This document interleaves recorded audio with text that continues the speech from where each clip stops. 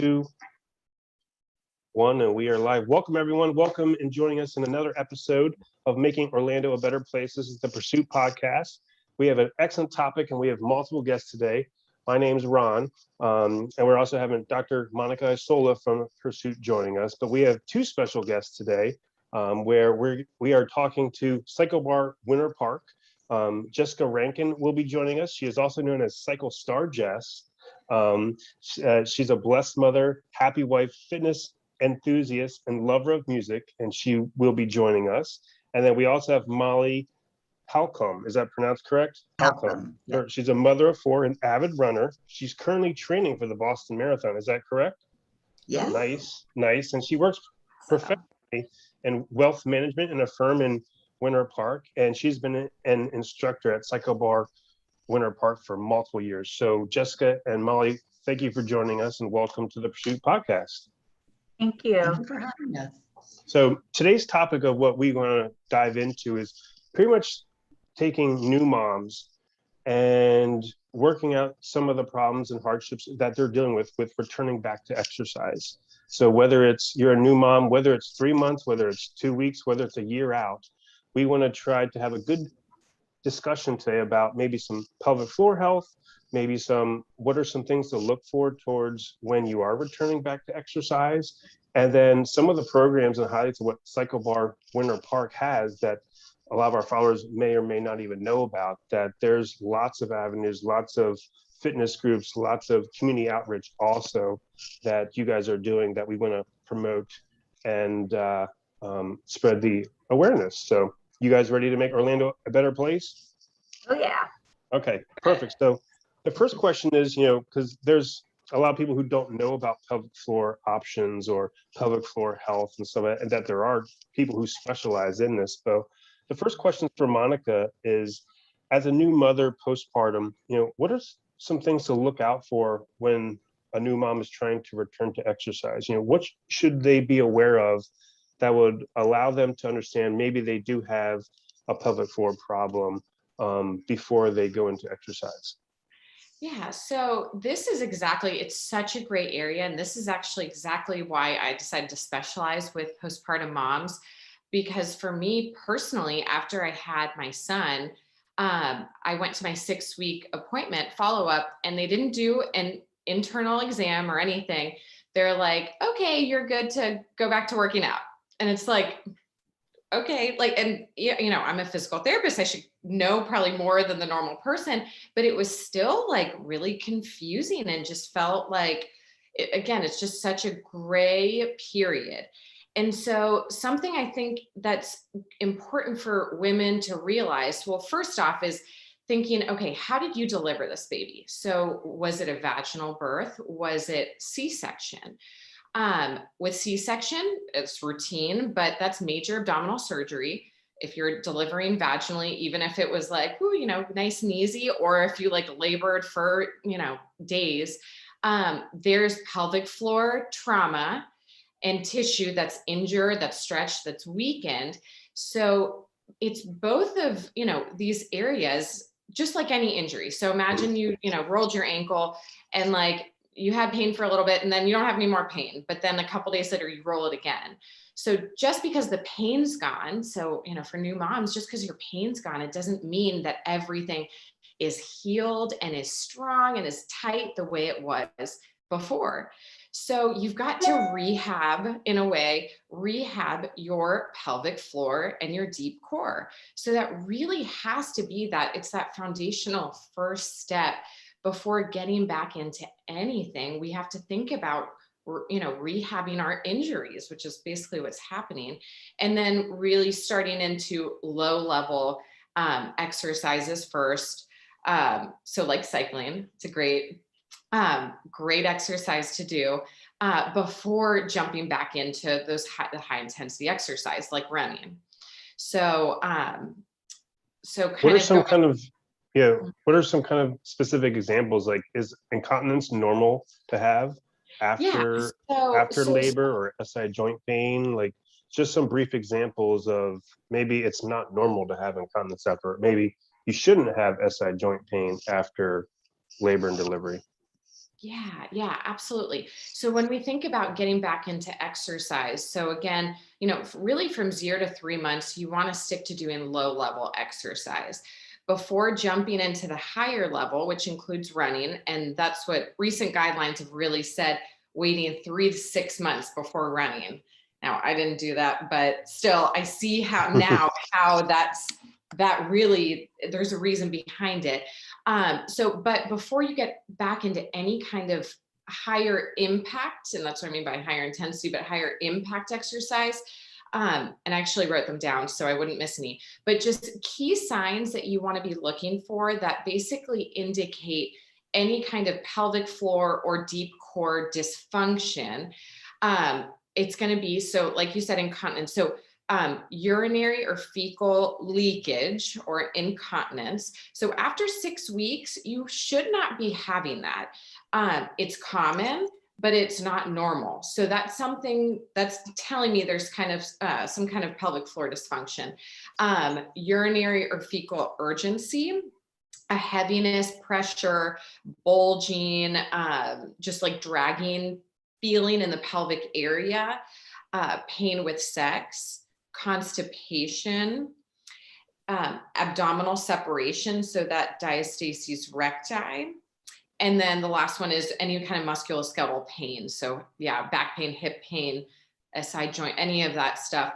Those are your red flags that really you need to get that stuff addressed before jumping back into, literally jumping and just getting back into like higher impact stuff.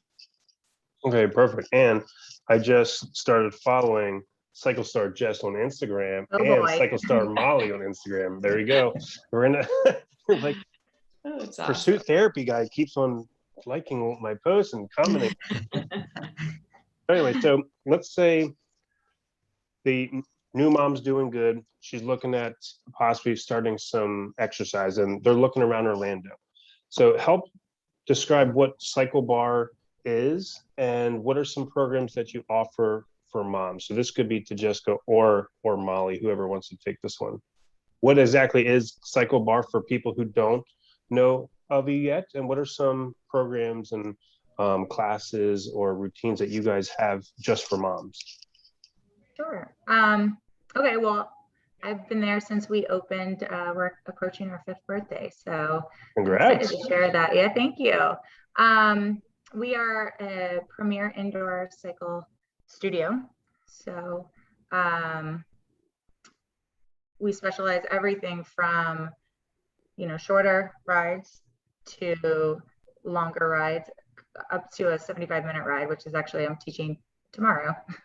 But we have, a little bit of something for everybody, and how it's different from just a different, maybe a cycle class that's offered at your gym or any other studio. We really focus on making it a full type of, from premium sound system to premium light systems. So you're kind of really in this theater moment where the rest of the world shut out. And we do everything. Some classes are focused heavily on a performance aspect where there's, races and competitions and some, for some people that really drives them. And some of that other classes, we strip that all away and we just really focus on the beat of the music, let the music drive the experience. And then a little bit of everything in between. So specifically for new moms, I think the great thing that we offer is so much variety with their instructors, variety with the class types. So it's not a one ride fits all type thing. You're going to come in there and maybe a 30-minute ride is going to be too short for you and you need more. And so we offer a ton of 45-minute type of classes. Some, again, performance driven, some not, the complete opposite.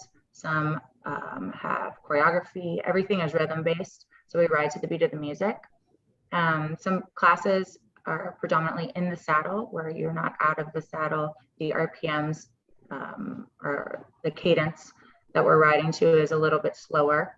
So that tends to help people either returning from injuries or brand new and trying to get their coordination down and all of that, because believe it or not, rhythm riding, and then you add choreography on top of it, and you add speed, and it's a lot. So kind of stripping all of that away, focusing on just really pushing power. So we have a variety of things. And I think what people find is they come in and they think this is for them, this specific type of instructor is for them, and this type of ride. And then they find that no, in fact, they enjoy doing a lot of different things. So you're able to cross train in a way too. You can do things that rides that focus on quicker paces, and then you can focus on really building that muscle and that strength and pushing heavier gear. So there's a little bit of everything for everybody. Perfect. And congrats on year 5, by the way, because most people who don't know business is 90% of businesses don't make it to year 5. So congrats on that. I'm sorry, thank Molly. you. I think during a pandemic on top of it. So you can add in whatever you like, Molly, to that. I was just going to say, in comparison to going to a gym that offers spin classes, we really like to give you a cycling, it's about the whole experience at CycleBar Winter Park. So as Jess said, this room, you walk into this room, the doors close, the lights go dark, and it's about this experience. The music is loud, and yet you still have all of this energy from the people around you. So as opposed to being at the gym and popping in for a little ride, you come for an experience. Like we give you cycling shoes and your towel and your water bottle, and you come and we're going to show you, we're going to try to stimulate any nerves that people have about spinning. And maybe they walk in and are like, I've never done this before, I'm nervous. It is a judgment-free zone through and through. We just want you to come in and have this experience, because there's so much more to benefit from than just a 30-minute exercise class. We want you to get more out of it than just riding a bike. That's perfect. And can we expand on the new patient experience or the new customer experience for that? If you have a new mom who wants to get back in exercise and they're interested in like CycleBar, what are the steps that they go through to make sure that they're taken care of and they're fit in the right class for them, whether they have no exercise experience or whether they just want to lose weight? Is there a process that you guys have welcoming new members and new moms on that kind of customize it for them, that fits them in, to make sure that they're not into the 75-minute hardcore ride, but maybe they start with the 30-minute ride? Is there a process for that? Yeah, so my suggestion, depending, a lot of times our website's great, and people will just book their everyone's really tech savvy, so they just book themselves into something.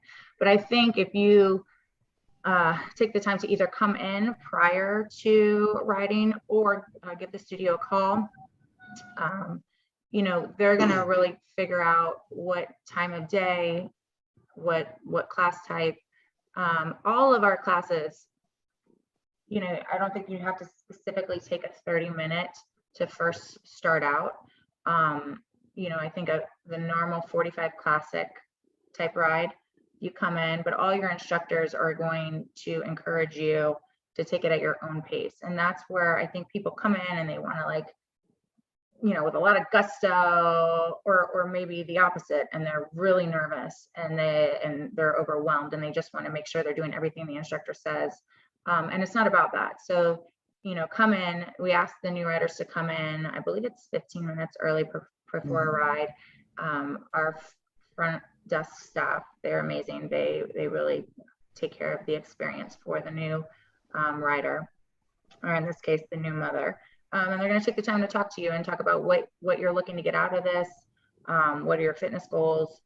How many times do you realistically see yourself riding? What are your likes, dislikes, so they can try to match you with the right instructor, or maybe the class type, etc. And then you come in and we get you fitted for your shoes. We have lockers set up. We kind of walk you through everything. When the doors open, you're first in, and you kind of get the rundown on how the bike works, how the monitor works, and all of that. And then the instructor comes over, making sure that you feel comfortable. And I'd say it to every new rider, have a good time. This is your first time. Just take it all in. Let the experience engulf you, and just appreciate that. Appreciate the fact that you actually just showed up. And so that's a win in itself. And then, you know, we go from there. And after the ride is over, we always check in to see how they liked it, if they had any questions, because it can be overwhelming. There's a lot of things happening, a lot of instruction. And then we make sure, you know, how we can best hopefully see you again, and start the experience where you can start to get some benefit out of riding regularly. Yeah. And it's a monthly membership? They have all kinds of different packages, anything from an unlimited monthly ride, or you can ride 4 times a month or 8 times a month, or, you know, they also do class packs as well. So there's something that everyone can make work for them. One thing I'll just add that we tell all new riders, and just like Jess said, I love to talk to new riders before class starts. And, you know, we of course like to get an idea of, have you ridden before? Do you know how the monitor, you know, is this your first time looking at the monitor or working with the gear? But all of that aside, your number one goal in your first class is to have a good time. And we say every time we teach, if it doesn't feel good to you, don't do it. And you'll notice in a class, there are all different types, shapes, sizes of people that take the class at their own pace. So I always tell new riders that you will notice that I might be out of the saddle. Somebody else might be in the saddle. She might be. You take it at your own pace, you do what feels good to you, and there are options for days. And so I think I always say those things because I want new riders to feel like, I know what it's like to come in and be nervous and, oh my gosh, am I going to be able to keep up? And I want new riders to know you don't have to keep up. You just do your best, and you are part of this family that we're all trying to do the same thing. So no pressure. I know the nerves are usually there with new riders, but I hope they quickly fade away. Yeah. And you used a really nice word there, family. So that was good. Yeah. Everyone's a part of the family working together and stuff. So is there any type of tips or modifications for new moms that you guys see a lot of, or that you make adjustments for any new moms who may be starting out or like just returning back to exercise? Is there any modifications with the training, the workload, the bike setup that you guys frequently see for new moms? Yeah, I think, you know, first we always ask if you've had any prior injuries, anything that's currently bothering you. We want to make sure you're safe. That's our number one goal. Having fun, but safely having fun. We don't want anyone to injure themselves. So with the bike setup, we make sure that you're not hyperextending your legs, you know, your shoulders, you've got the correct posture, no tension and anything like that. So we take the time to modify the bike to fit your specific needs. And then during the ride, again, everyone needs to know to take the options when they need to take the options. You know your body, and it doesn't matter if it's your first ride or your 500th ride and you're having, you know, you're overly tired that day or whatever the case. You know your body and you have to listen to it. So if you stayed seated the entire time in the ride, that's okay. If you skipped out on intervals, we're a heavily based interval experience as well. So they have, you know to skip a few intervals, that's okay. Eliminate choreography. So I think it's the goal is to come in and the first few rides, just taking it all in, getting acquainted with how we cue intervals, how we cue choreography, what, you know, on some of the rides, we will give out where your RPMs need to be. I say a lot of times I sound like a bingo person where like 65, 82, you know, whatever. So you're hearing all of these things where you're gearing, add 2, take away, whatever. So getting comfortable with the lingo, getting comfortable with the flow of the ride, feeling comfortable getting out of the saddle to try other things, and then thinking, okay, well, that was great. I'm going to sit back down. That was enough. that's okay, you know? So really being gentle with yourself, listening to how your body responds. And then questions, please. We love when, you know, we always ask, but there's a little bit of sometimes an intimidation factor, just getting to know the instructor as well. But please approach us and please let us know how you felt. And if something didn't feel right, we want to address it right away.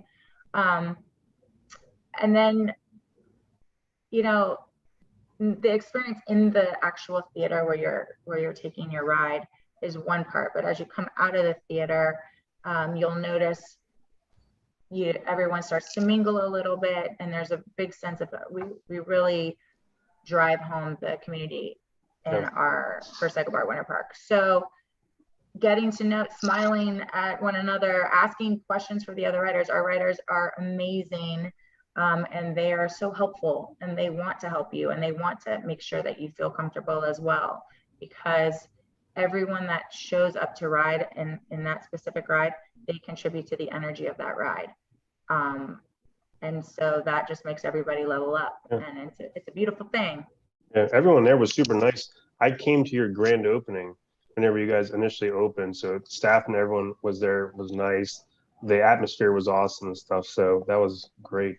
Anything else that you want to add in, Molly, regarding like tips and modifications? Well, as Jess said, you know, we're always going to tell riders to take it at their own pace and modify as needed.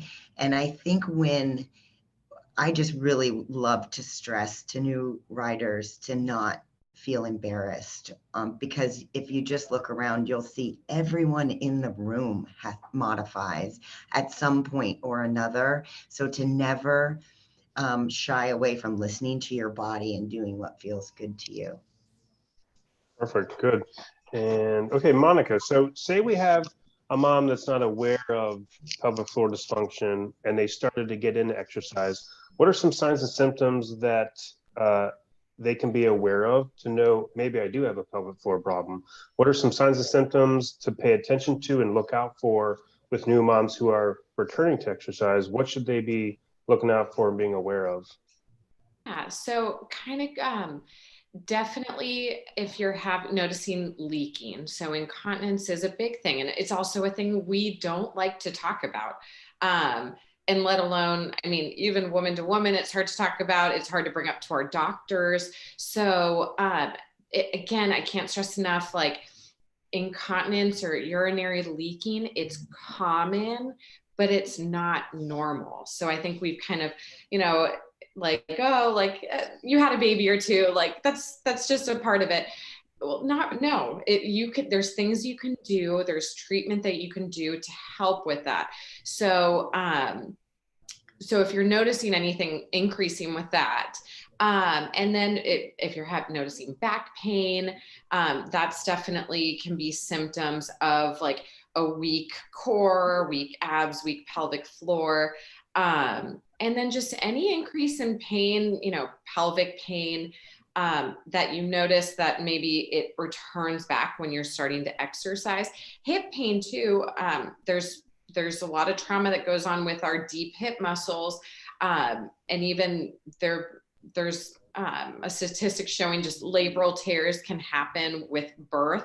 So just paying attention to new pains. I mean, in general, if you're having pain with something and it's not getting worse and it's been 2 weeks, get it checked out, because by that point, it probably won't settle, you know, just, you know, settle its way out. And the quicker that you address pain or any kind of injury, the quicker it goes away. So I try to tell you that, like, the quicker you get seen, the quicker I can, if you got your back pain yesterday and you come to me today, you'll be good in like 2 days. I mean, you know, but I mean, it truly, the quicker that you can get certain things addressed, the better.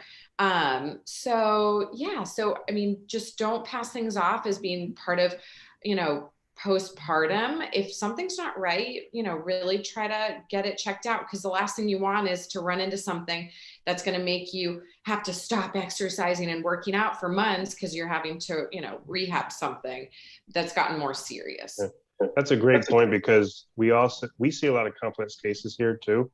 And one of the points is, and most patients don't learn about this until after their patient's here, but if something new pops up or they're having a symptom that's not going away, the sooner they take care of that, the easier it is to fix and the faster you'll be back to cycling, exercising, and stuff like that. So most patients, after they come here, they realize it. And when something new pops up, they'll come right in, get fixed fast, and be done.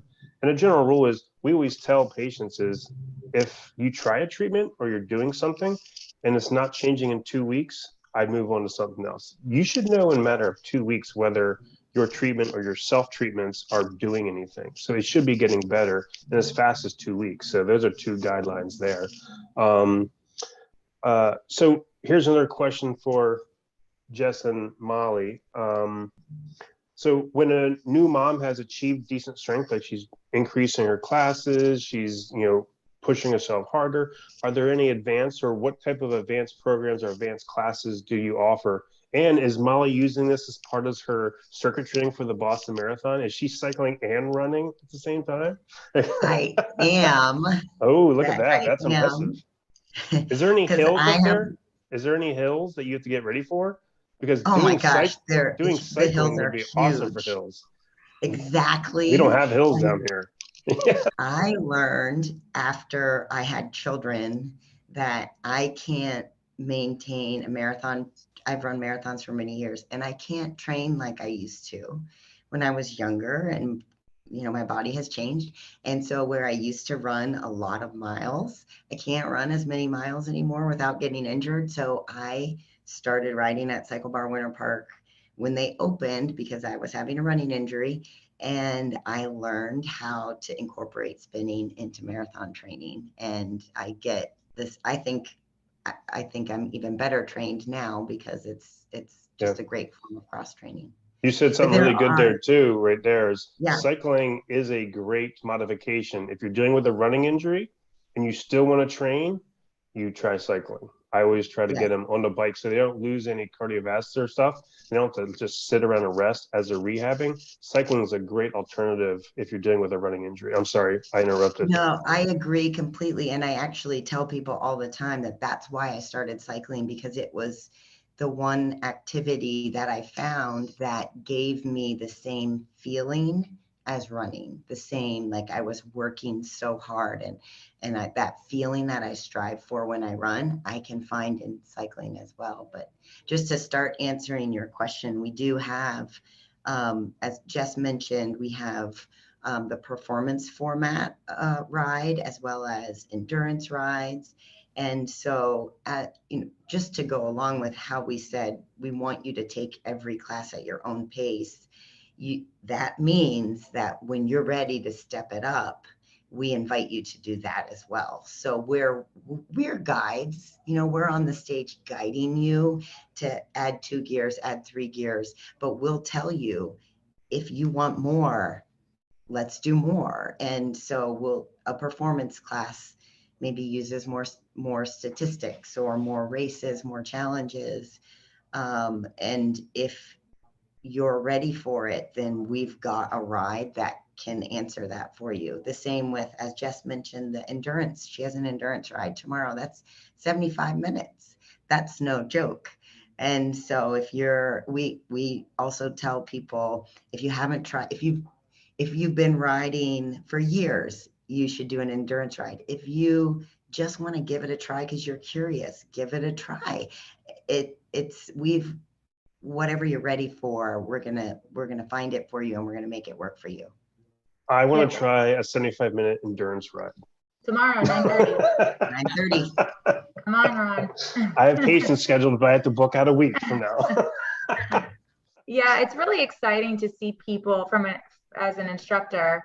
It is so inspiring to see someone come in unsure, intimidated, or maybe quiet or whatever. Maybe they've ridden before and they come in and they ride the first ride, and then little by little they find their own rhythm, and they start riding a little bit more, and then start riding a little bit more, and then they're riding every day, and then they're riding their first double, and then they're just trying a, you know, a 60-minute ride or a 70, they're just trying.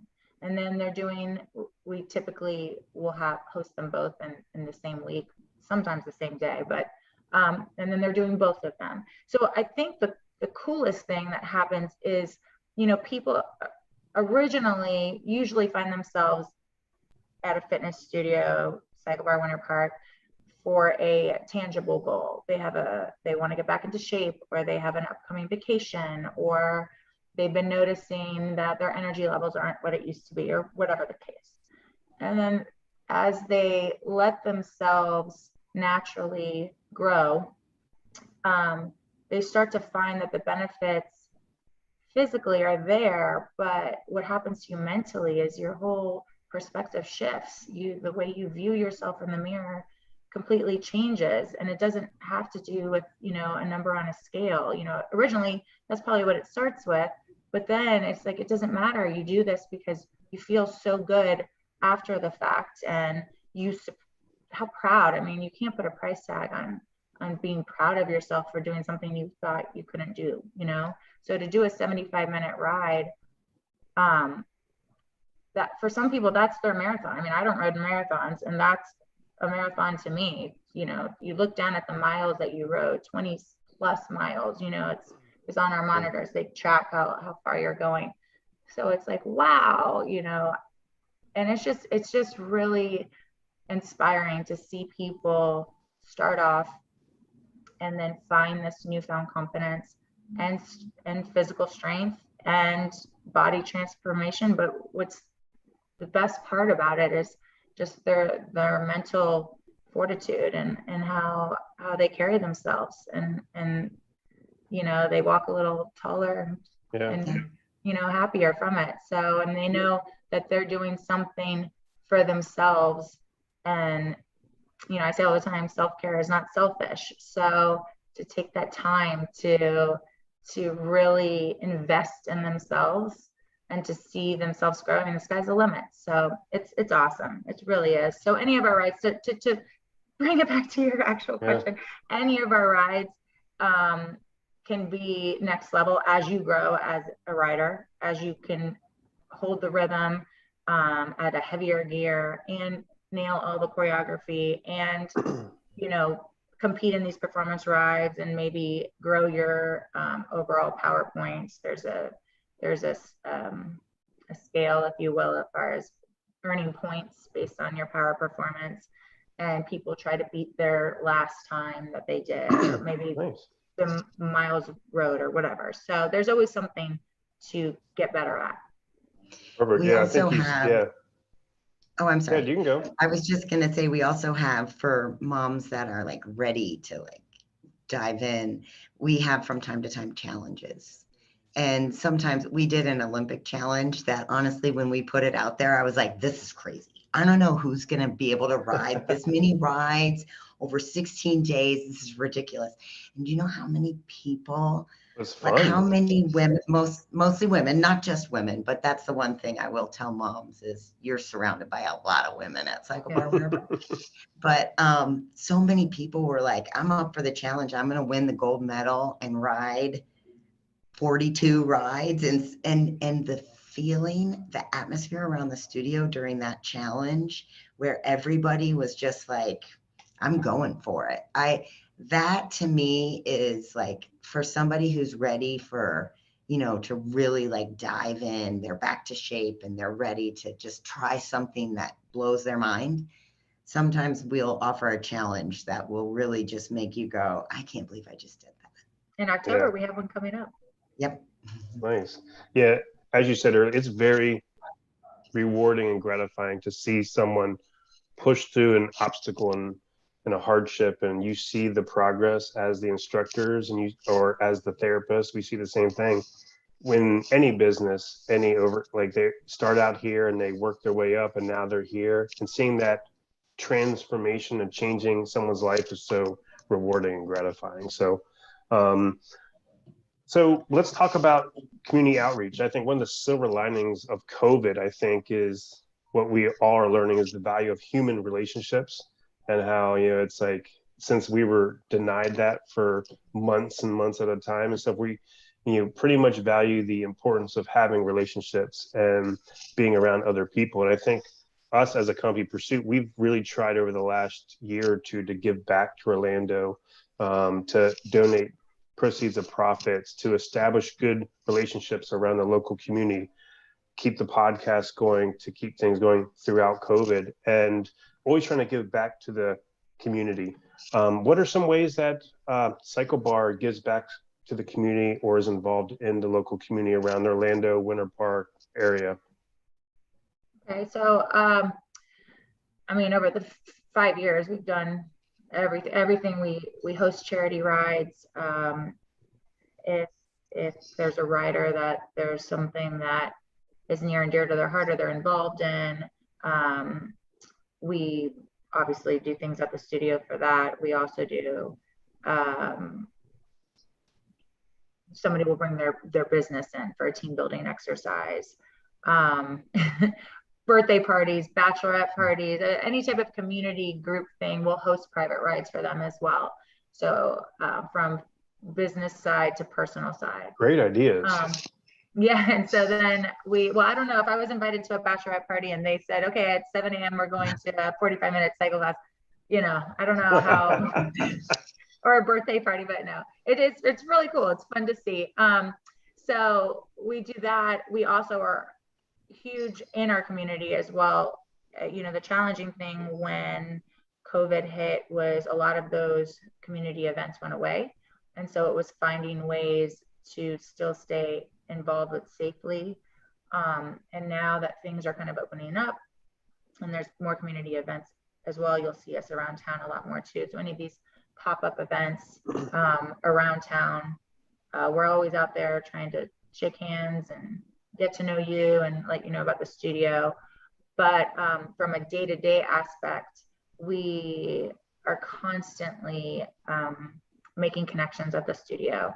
We have a lot of fun things happening, from theme rides to little socials. Every Wednesday we have a Wind Down Wednesday rides, and then we actually host other businesses to come in as well, to meet our riders and tell about their business locally. We have Sunday brunch, all kinds of, and then quarterly we usually have a big event that we meet at a local business, whether it's a happy hour or a brunch. Nice. Or whatever.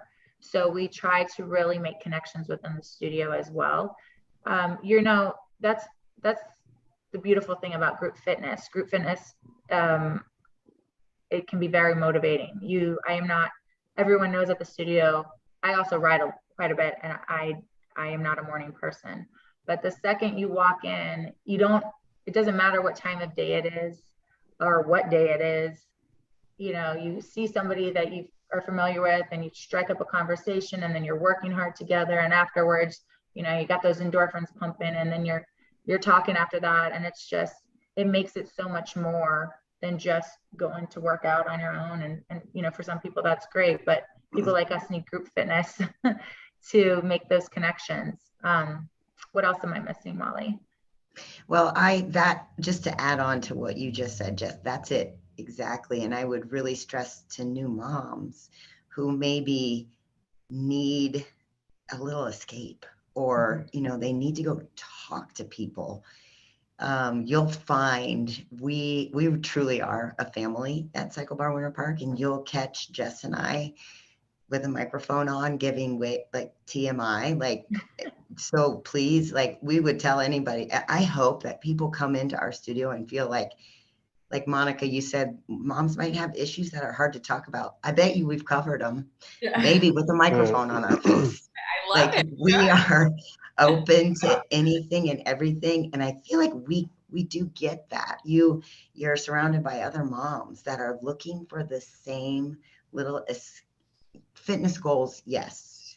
Mental goals, huge. That's what we're all there. We're all there for that. And so I think to our community, to our new moms, we offer just a family, an escape, conversation, a chance to just connect with other other people, other new moms that they might not have if they're just jumping on a bike at home.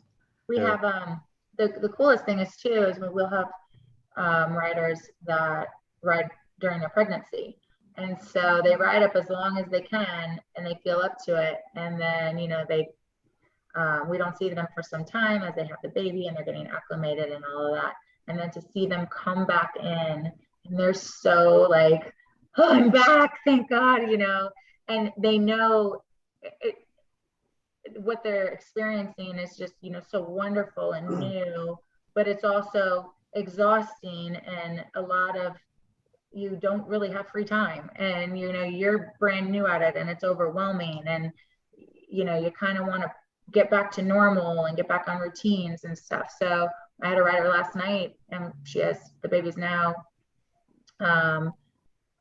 3 months old, and she's trying to get back into that routine, and she's just so excited for just that little break, that mental time where it's just about her, to think about things or to think about nothing and just be around other adults and not have to tend to a baby for just 45 minutes, and that's okay. And I think you had touched on before the call about mom guilt a little bit. So yeah. Letting go of that mom guilt, like take some damn time for yourself to feel good. So you can in turn, once your cup is full, then you can give to others. So this is interesting. Monica and I had a good conversation before this, and we have some time. So let's talk about mom guilt. And I think you also said this too, when my wife was a new mom, she would always tell me she felt like she was imprisoned at home. And we were also talking about this too. It's like, why do moms feel guilty? I was like, I don't understand why moms feel guilty. It's like, but I see it.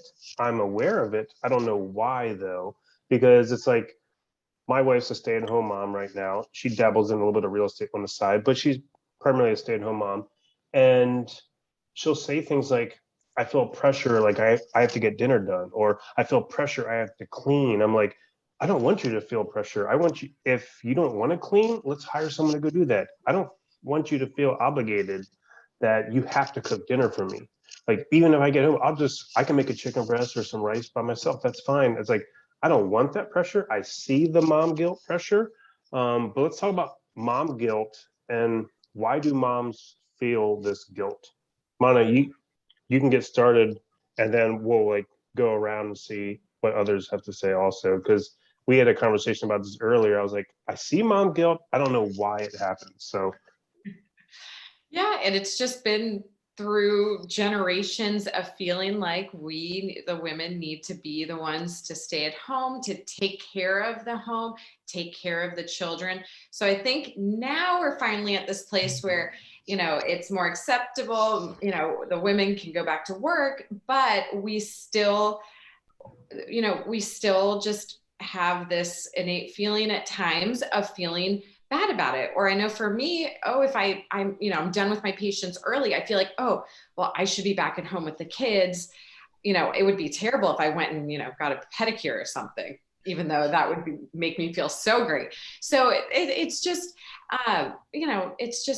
it's something that I think it comes in waves.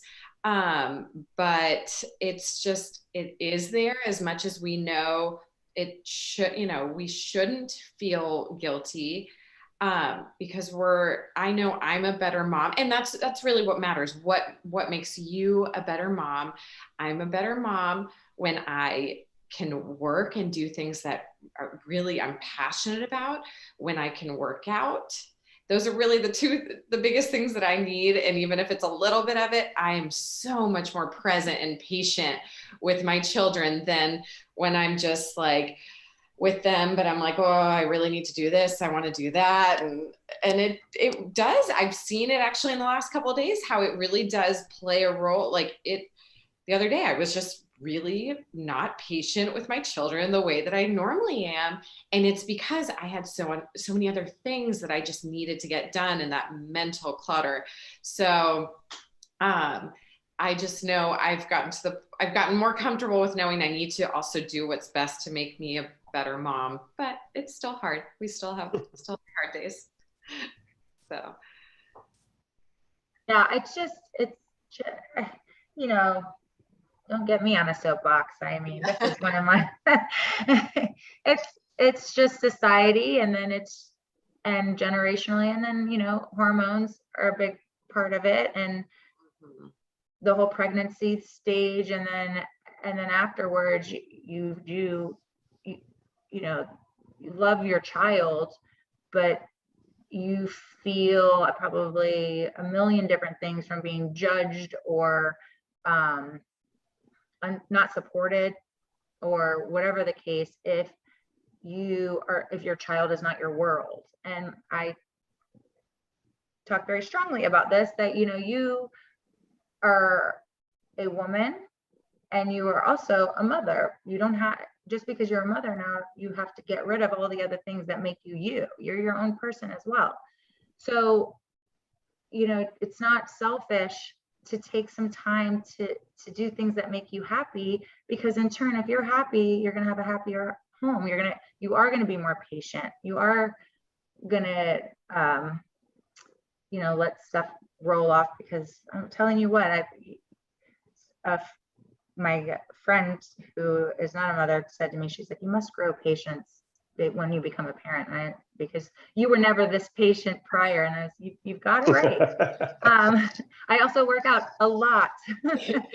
So you need that sweat, you need that little time. And you know what, sometimes when things are not going great, thank God for nighttime classes too. And I'm like, you know what, I'm gonna be back in an hour. Mom's got to go.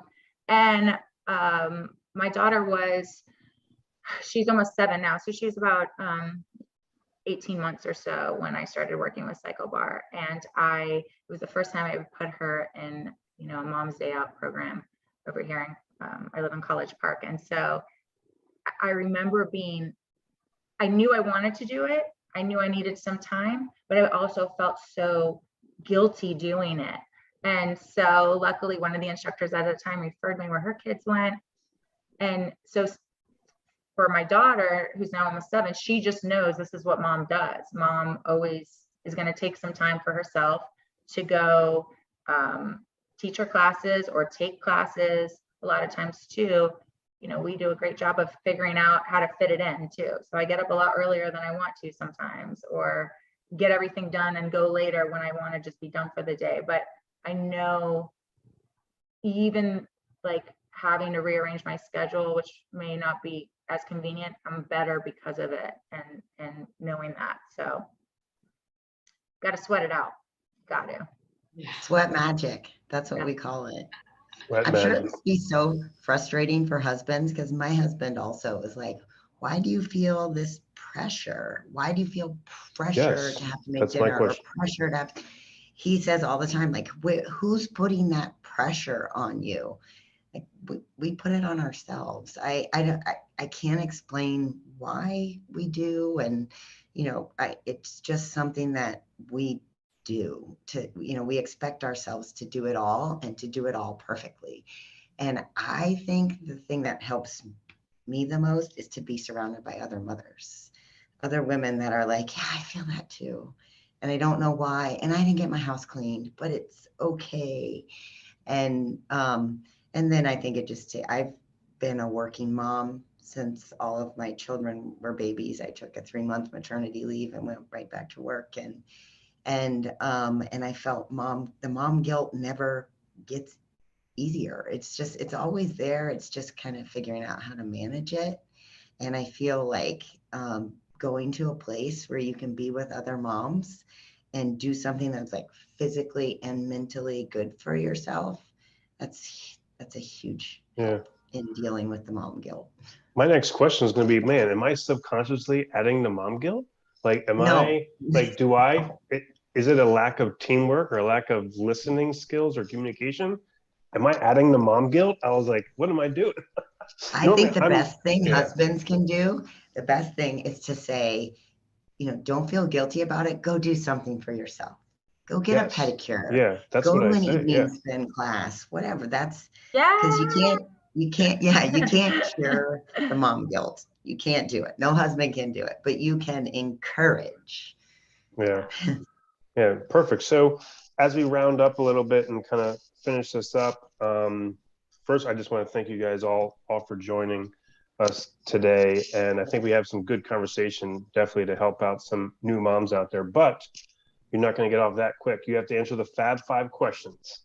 So Oh, Molly and Jessica, are you ready? I don't know. Let's do it. So what book are you reading right now? I'm reading the my title, Outlander series. The Ooh. Outlander series? Mhm. And I am reading, wait for it, Mom guilt, something. Mom guilt. How to Do the Work. Oh, nice. There you go. Yeah, Very good. Oh, I'm gonna have to creating look. your best self, you know. Where do Good. you think I get my material for classes? No. Yeah. You can, I feel like in life, you can never stop with personal growth books, mentality books, because you'll always run into hardships, and it's just reading again to get over another hardship and maintain good mental and physical health is essential. So that's great. Second question, what is your favorite restaurant in Orlando? Ooh, good question. Okay, I got mine. Go ahead, Many- Jess. I've got a lot because indecisive, but first one that I frequent, Agave Azul, and It's really good. I was gonna, that's mine too. I Nice. go to the one in Winter Springs usually, but yeah. Very nice. We have a unofficial favorite restaurant poll here at Pursuit Physical Therapy, and currently Hillstone is in the top 3. Enzo's On the Water is number 2, and the new up and comer who tapped into the top 3 is Kabuki Sushi. So right now those are the top 3 right now that are in the top 3 unofficial Pursuit poll. So next question. Are you doing anything new or different in order to stay healthy right now? I started regularly taking CBD supplements for pre and post workout Nice. aid for, you know, CBD is great with inflammation. Mm-hmm. I like to say I like to dabble in with anxiety as well. So it's a great natural way to kind of help me out with that, or kind of wind me down at the end of the day, Yeah. because I'm constantly kind of going. So yeah, Indica Dreams CBD products is what I like. Nice. And Molly? I won't say this is new, but I have just I'm trying to get back into weight training because I feel like it helps with injury prevention. That's so great. It's something I will do, and then I get away from it if I'm heavy into training, and then I always try to remind myself to get back into it. Yeah. With my runners, I try to tell them to still stay with 1 day of weight training a week as you're training for your race, because running itself, you're going to lose a lot of the muscle hypertrophy and a lot of the strength, and you'll predispose yourself to possible injury. And runners never train laterally, so they always have weak lateral hips. So definitely adding straight training with that. And Monica specializes in that too. She is a runner, and she also treats a lot of runners. So weight training, she'd probably agree with me on that, is essential for runners, even though you don't think about it. And I'm a runner as well, so like I know it's not like it's just so easy to go run or cycle, and it's fun. So it's harder to get Yes. Yeah. Okay. Next question. How many hours of sleep do you get a night? I'm happy if I can get 6 hours. That's a really good night. I need like 7 to 9, but like last night, I think I got 5. Yeah. Because I woke up early to get a workout in. That's good. the Nice. reason why. I'm a 6 to 8. I'm a 6 to 8. As long as I get 6 in, I'm good. 8's really good, especially if I'm training hard. I woke up I'm a morning person. I woke up at 4:30 today just so I could start reading. But how about you, Monica? You also have a newborn too, so it's going to be variable right now. Something new that I've been doing is because she's now 1, so I'm finally able to get back to the waking up early part, because that's when I can actually get like all this stuff that I want to do done uninterrupted. So finally she's a year out and I'm like getting normal sleep. So actually this past week I got back to waking up the 5:30, 5:45. So it's nothing crazy compared to Oh, 4:30. it's crazy. That's crazy to me. But I mean, it's made my days so much better because again, it was that wake up call of like having absolutely no patience with my kids where I normally do. So I'm like, I've got to get my stuff done before they're up, or else I'm just going to be counting the time for them to, be taking a nap or whatever it is, so I can get my stuff done. So it's just been a game changer, and I'm glad I can get back there. Good, very good. Last question. What is one problem in healthcare that you want to see solved? There's many problems probably, but what's one that you want to see that's solved?